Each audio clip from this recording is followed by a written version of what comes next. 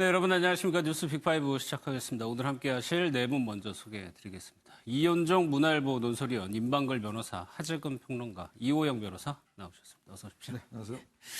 오늘 첫 번째 키워드부터 살펴보겠습니다.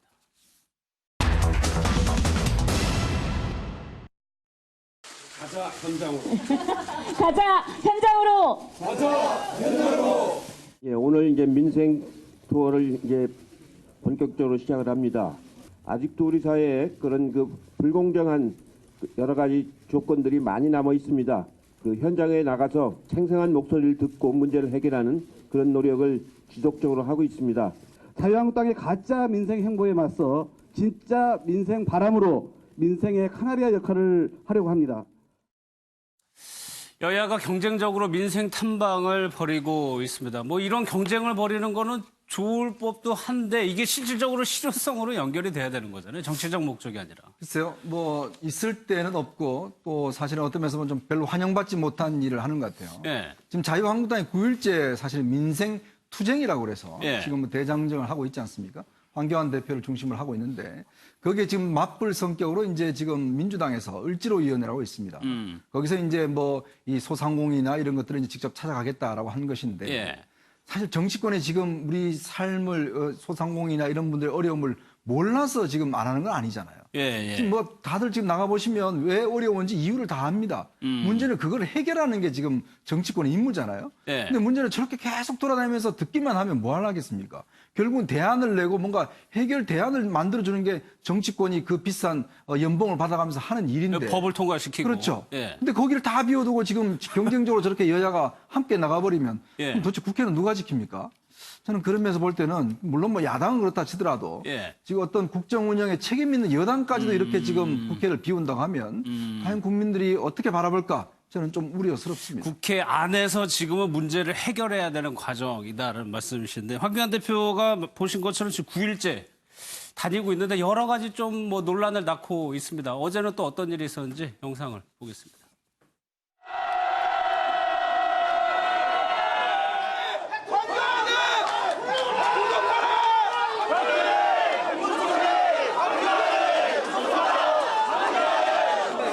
이런 상황이 현재의 우리나라의 법치의 수준입니다. 이 오늘 회의 장소를 다른 곳으로 옮기자는 의견도 있었는데 왜 우리가 옮깁니까?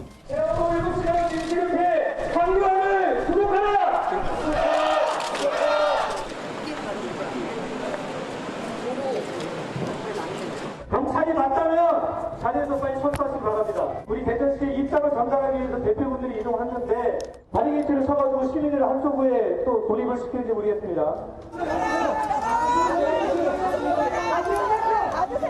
원대를 구속하라!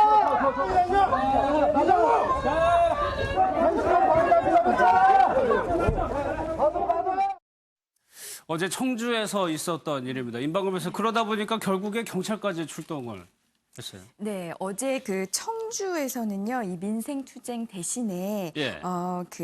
청주시 학교운영위원회 위원장 협의회 관계자들과 간담회를 간담회. 하기로 되어 있다고 합니다. 카페에서. 그런데 이 카페가 시작되기 한 30분 전부터 이 민주노총과 민중당 관계자들 한 40여 명이 몰려서 저렇게 영상에서 보신 바와 같이 피켓 시위를 했고요. 예. 일부는 이제 보도에 주저앉거나 눕기까지 해서 그냥 입장도 퇴장이 좀 쉽지 않은 상황이었습니다. 그래서 경찰이 출동을 해서요. 결국 경찰이 안내하는 샛길에 따라서 황 대표가 입장하고 출입했다고 합니다. 여기에 대해서 황 대표가 이게 법치의 수준이다라고 얘기를 했거든요. 참 어떤 면에서 보면 우리 민주주의가 좀 저는 위협받는 거 아닌가 싶어요. 물론 뭐 시위와 집회의 자유는 있습니다. 그러나 야당 대표가 지금 어떤 그 민생을 한다고 하면서 돌아다니는데 거기에 지금 따라다니면서 사실 이렇게 반대를 하고 있고 또 물리적으로 몸싸움도 일어나고 있는 상황 아니겠습니까? 예. 자, 이런 상황을 우리가 뭐 80년대에도 못 봤던 그런 상황인데 어떤 면에서 보면 황 대표를 거의 뭐 스토커처럼 찾아다니는 그런 이제 지경이지 않습니까? 과연 이게 좀 올바른 것일까? 물론 뭐 본인들이 전할 뜻이 있다라면 예. 나는 면담 신청을 한다든지 다른 방법으로 할 수가 있는 것인데 저렇게 시위라는 형태를 통해서 어떤 걸 못하게 하면 물리적으로 막는 그렇죠. 거. 과연 우리나라 민주주의는 벌써 이제 정말 굉장히 발전을 했고 또 우리가 민주화를 이뤄낸 지가 벌써 30년이 넘었지 않습니까? 자, 그런 상황에서 우리가 저렇게 야당 대표가 오는 것 자체를 저렇게 물리적으로 막는 것이 과연 옳은 것인가. 그리고 예. 공권력도 마찬가지입니다. 어떤 면에서 보면 저는 집회 시위는 보장하겠지만 또 황 대표의 행보도 보장해줘야 되는 거 아니겠습니까? 그런 측면을 본다면 그동안서 국회 뭐 이 문을 무너뜨리나든지 뭐 또 시위를 한다든지 이런 것들을 다 또 그냥 내보내줬거든요. 예. 이제 그런 게 너무 또 이렇게 법치에 있어서 좀 무른 것 아닌가라는 그런 좀 지적들이 나올 수 있는 것 같습니다. 예.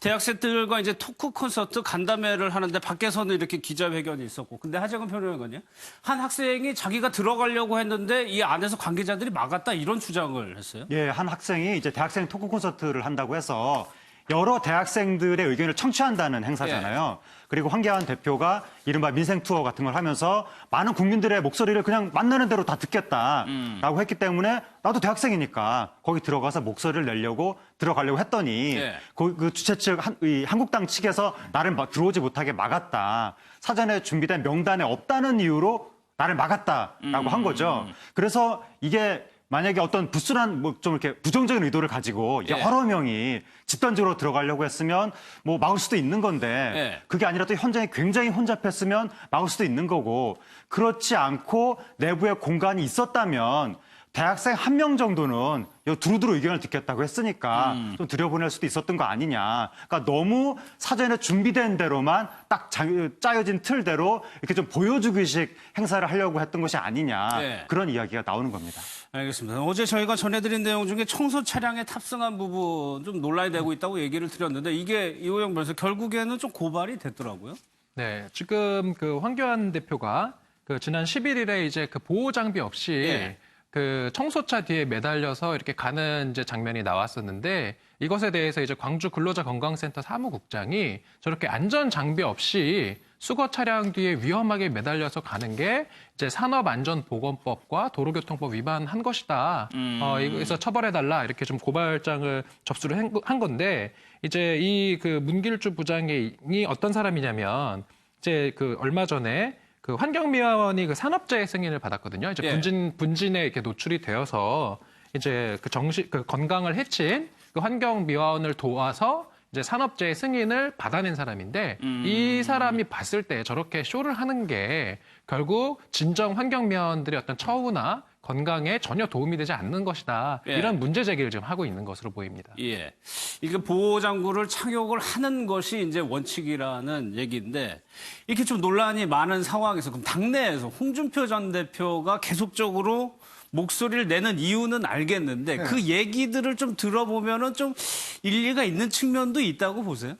근데 이제 홍준표 전 대표가 아무래도 황교안 대표가 등장한 이후에 예. 좀 관심 영역에서 조금 비껴나셨죠. 그렇죠. 이제 그러다 보니까 이제 어제는 아마 나경원 원내대표를 또 비판을 했어요. 예. 아마 나경원 원내대표가 이제 뭐 여러 가지 부적절한 이야기를 한 것을 두고 보수의 품격에 맞지 않다라고 이야기를 했는데 홍 대표가 뭐 보수의 품격 이야기한 거는 굉장히 오래간만인 것 같습니다. 예전에 이제 나경원 원내대표가 그런 이야기, 뭐 바퀴벌레 등등 이야기하니까 예. 홍준표 전 대표를 향해서 좀 보수의 품격 지키세요 이렇게 오히려 이야기했거든요. 반대로 얘기했었죠. 그러니까 이제 예. 이제 본인이 또 나경원 원내대표를 향해서 보수의 품격 좀 지켜라 이렇게 또 이야기를 하는 것이고 그리고 이제 본인은 아마 이제 정말 어떤 면에서 보면 강력부 출신 아니겠습니까? 예. 주로 조폭 수사라는 이런 걸 해왔고 그랬죠.